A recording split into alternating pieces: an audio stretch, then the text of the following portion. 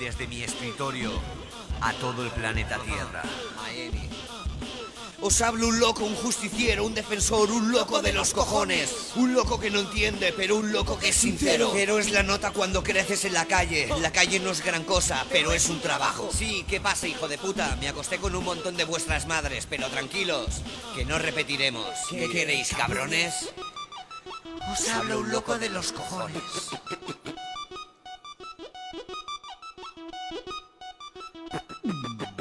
Está claro que nací un mal día, aunque no por ello me compadezco. Me compadezco más de los tontos que consumen drogas.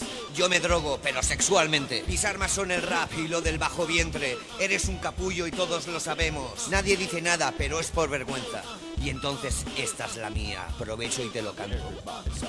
Loco, pero loco de los cojones. Exactamente dos. Dos son suficientes para pelear. ¿Quieres pelea? Porque sí, me follé a vuestras madres. Bueno, eso ya lo he dicho antes. En resumen, tranquilo, que no repetiremos.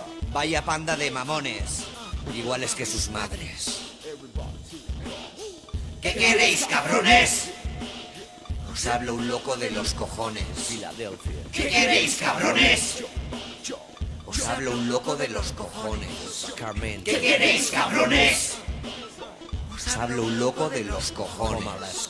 Esto se va acabando, pero no te rayes. ¡No! Podemos comenzar, si te pones arriba mejor. Estoy cansado, pero cansado de tanta mierda.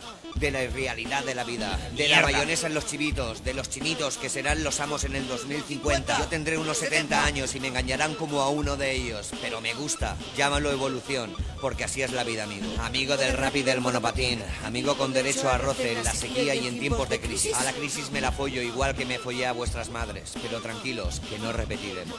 From California. ¿Qué queréis, cabrones? Os hablo un loco de los cojones. ¿Qué queréis, cabrones? Os hablo un loco de los cojones. ¿Qué queréis, cabrones? Os hablo un loco de los cojones. ¿Qué queréis, cabrones? Os hablo un loco de los cojones.